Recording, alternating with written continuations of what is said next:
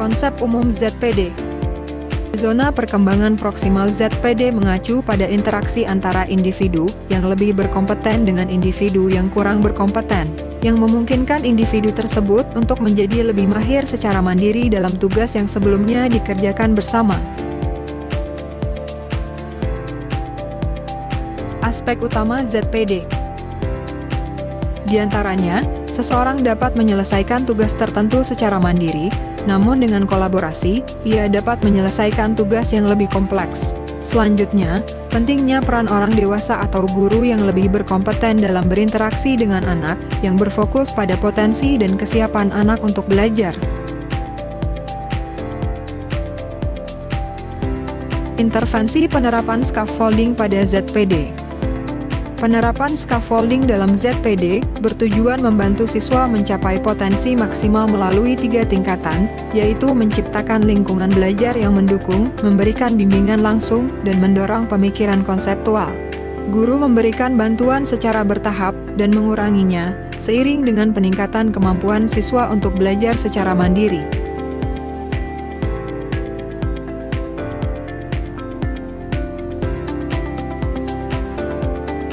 Scaffolding kepada peserta didik pada ZPD untuk meningkatkan keterampilan dan kreativitas peserta didik. Masalah yang ditemukan adalah kurangnya kreativitas siswa dalam menggunakan teknologi. Sebagai contoh, dalam pembelajaran budaya lokal, siswa masih menggunakan metode tradisional seperti membuat mind map dengan kertas. Untuk meningkatkan kreativitas, guru memberikan scaffolding dengan mengarahkan siswa untuk membuat mind map menggunakan teknologi, seperti mencari gambar dari internet dan menyusunnya di karton. Tindak lanjut. Guru merancang pembelajaran dengan penerapan scaffolding yang berfokus pada peningkatan keterampilan dan kreativitas siswa. Perencanaan ini akan menyesuaikan dengan kebutuhan dan potensi peserta didik.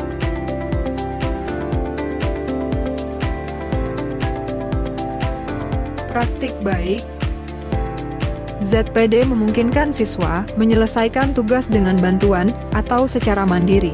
Scaffolding adalah bantuan yang diberikan oleh guru dalam bentuk petunjuk, dorongan, atau penjelasan agar siswa bisa menyelesaikan tugas secara mandiri. Di antaranya, yang pertama, peer scaffolding, yaitu bantuan yang diberikan oleh teman sebaya. Yang kedua, one-to-one scaffolding, yaitu bantuan langsung dari guru. Untuk praktik baik ini, penerapannya dilakukan di kelas 4 SD Negeri 22 Pekanbaru pada mata pelajaran IPAS, materi budaya lokal, dengan model pembelajaran project-based learning. Rangkaian scaffolding pada model pembelajaran PJBL. Ada beberapa rangkaian scaffolding, di antaranya adalah tahap persiapan. Pada tahap ini, guru menyiapkan modul ajar dan membagi siswa dalam kelompok. Berikutnya, yaitu presentasi guru. Pada tahap ini, guru menyampaikan indikator pembelajaran dan materi budaya lokal. Selanjutnya adalah kegiatan kelompok. Pada kegiatan ini, siswa berdiskusi, saling bertukar informasi antar kelompok, dan membantu menyelesaikan tugas. Kemudian presentasi kelompok. Pada tahap ini, siswa mempresentasikan hasil diskusi mereka, bertanya, memberi saran, dan guru mengarahkan jika informasi yang disampaikan kurang tepat. Tahapan terakhir adalah evaluasi dan refleksi.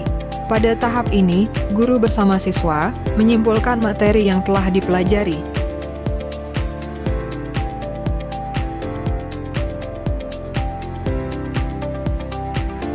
Penggunaan model pembelajaran project-based learning dengan scaffolding pada ZPD.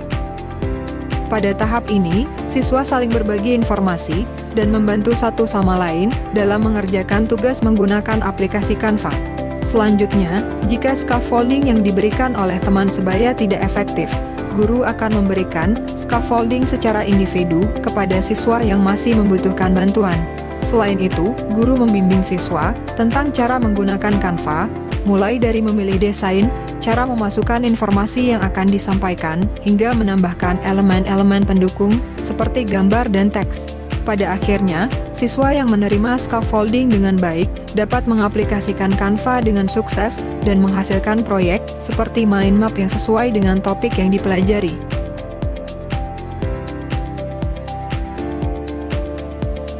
Hasil yang dicapai setelah penerapan scaffolding. Hasil yang dicapai diantaranya, meningkatnya kerjasama dalam tim, meningkatnya kreativitas siswa, kemudian siswa menjadi lebih terampil dalam menggunakan teknologi, dan siswa juga dapat meningkatkan keterampilan mereka dalam menyelesaikan tugas secara mandiri. Pembelajaran dan replikasi. Pada penerapan ZPD ini, mengajarkan pentingnya kolaborasi antara siswa dan guru atau teman sebaya untuk mencapai potensi maksimal. Guru memberikan scaffolding berupa arahan, dorongan, atau bantuan teknis secara bertahap hingga siswa mampu menyelesaikan tugas mandiri. Replikasi praktik baik ini dapat dilakukan dalam pembelajaran IPAS tentang ekosistem, misalnya melalui proyek pengamatan tentang interaksi antara makhluk hidup di lingkungan sekitar. Siswa bekerja dalam kelompok untuk mengamati dan mencatat berbagai elemen dalam ekosistem, seperti produsen, konsumen, dan dekomposer, lalu mendiskusikan temuan mereka dan menyusun presentasi. Hasilnya, siswa tidak hanya memahami konsep ekosistem, tetapi juga mengembangkan keterampilan observasi, kolaborasi, dan kemandirian dalam belajar.